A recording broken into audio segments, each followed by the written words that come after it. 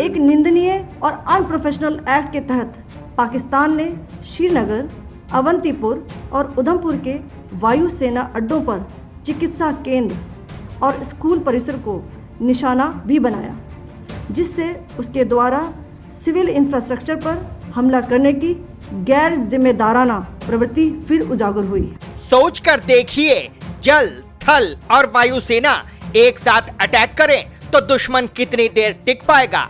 और अगर दुश्मन पाकिस्तान हो तो फिर युद्ध घंटों का ही मानिए, क्योंकि हिंदुस्तान के पास वो मिसाइलें हैं जो दुश्मन को चंद मिनट भी ना टिकने दें। घातक शिकारी पाकिस्तान में तबाही, S-400 का कमाल पाकिस्तान में कोहराम, भारत के शस्त्र पाकिस्तान होगा पस्त, घातक एयर डिफेंस सिस्टम चीनी JF-17 का निकला दम। जी हां, अब बस यही कहानी है जो बता रही है कि पाकिस्तान का अंत जल्द ही होने वाला है। पाकिस्तान सेना ने पूरी पश्चिम मोर्चे पर लगातार आक्रामक गतिविधियां जारी रखी।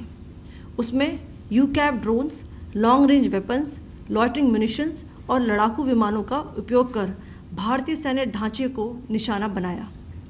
नियंत्रण रेखा पर भी ड्रोन घुसपैठ और भारी कैलिबर हथियारों से गोलाबारी की। अंतर्राष्ट्रीय सीमा और LOC पर श्रीनगर से नलिया तक 26 से अधिक स्थानों पर हवाई घुसपैठ के प्रयास किए गए। भारतीय सशस्त्र बलों ने अधिकांश खतरों को सफलतापूर्वक निष्क्रिय किया। फिर भी वायु सेना स्टेशनों पर उधमपुर, पठानकोट, आदमपुर और भुज बठिंडा स्टेशन, इन सब पर उपकरण व पर्सनल्स को हानि पहुंचाई।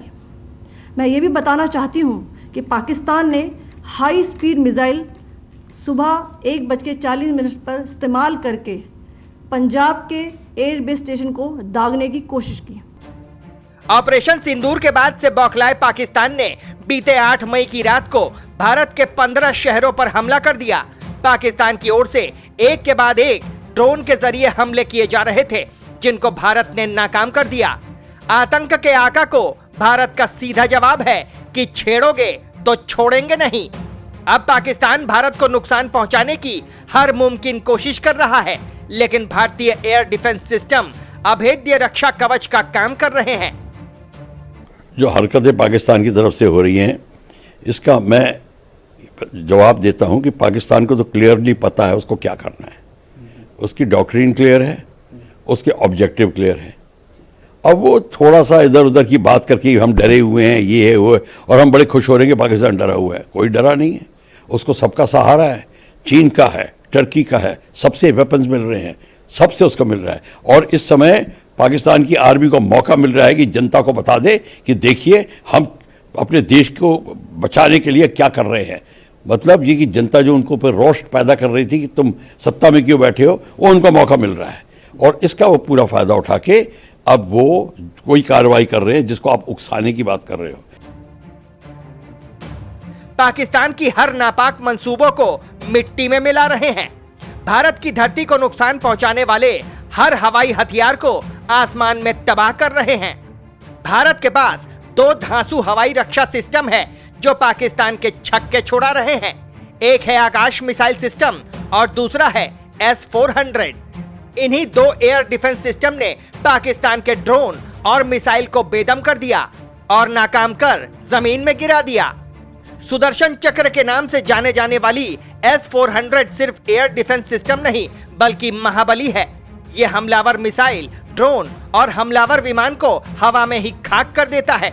ये पहली बार है जब भारत ने इस शानदार एयर डिफेंस सिस्टम का इस्तेमाल किया है। भारत पहले ही अपनी सीमाओं पर रूस से मंगवाए गए अत्याधुनिक S-400 air defence missile system की तैनाती कर चुका है। जैसे ही पाकिस्तान की ओर से हमला हुआ, S-400 सिस्टम को तुरंत एक्टिव किया गया और उसी के जरिए दुश्मन की मिसाइलों को बीच रास्ते में ही ध्वस्त कर दिया। ठीक है, भारत संयमित जवाब दे रहा है कि भारत ने अभी कोई घबराहट नहीं है। भारत को भारत सब कुछ देख रहा है और भारत को अपने पूरे जैसे एक के दिखाने की जरूरत नहीं है। जहां जरूरत है वो भारत कार्यवाही कर रहा है। भारत को पता है कि अभी खेल बहुत बाकी है, ये तो अभी शुरुआत हुई है, तो इसमें कोई घबराने की जरूरत नहीं है।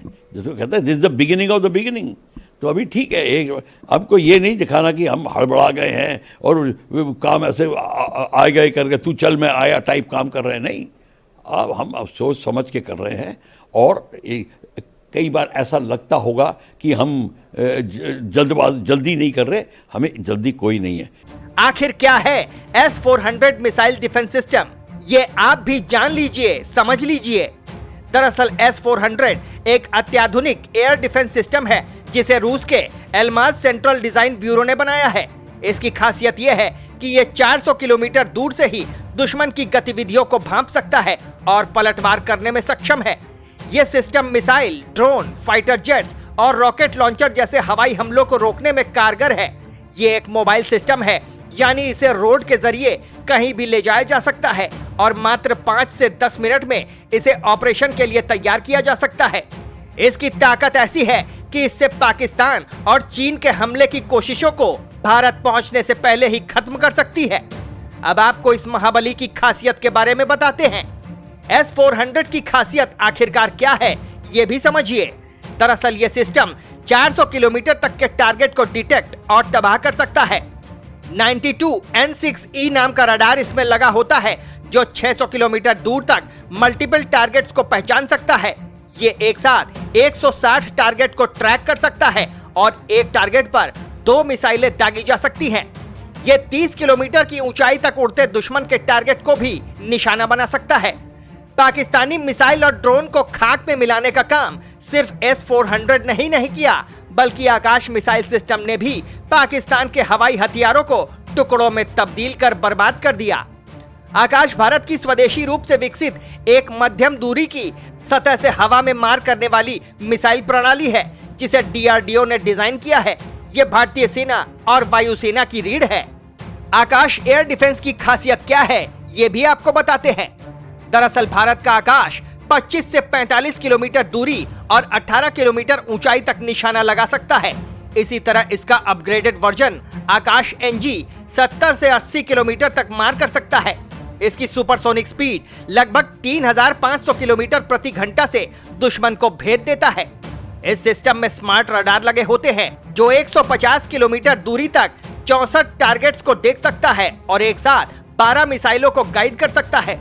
मिसाइल की स्मार्ट गाइडेंस है जो इसे आखिरी पल में भी टारगेट को लॉक करने में मदद करती है। भारतीय सेना के एयर डिफेंस सिस्टम आकाश को कहीं भी लेकर जाया जा सकता है। भारत के इन घातक हथियारों ने पाकिस्तान को बता दिया कि वो किसी भी हाल में जंग के लिए तैयार है। सभी जंग हथियारों के साथ पाकिस्तान को पल भर में मिट्टी में मिला दिया जाएगा।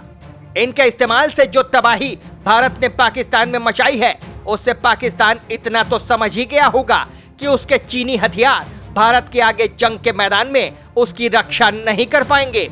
अब आपकी इस खबर पर क्या कुछ राय है, हमें कमेंट करके जरूर बताएं और कमेंट में जय हिंद लिखना ना भूलें। Team news watch India.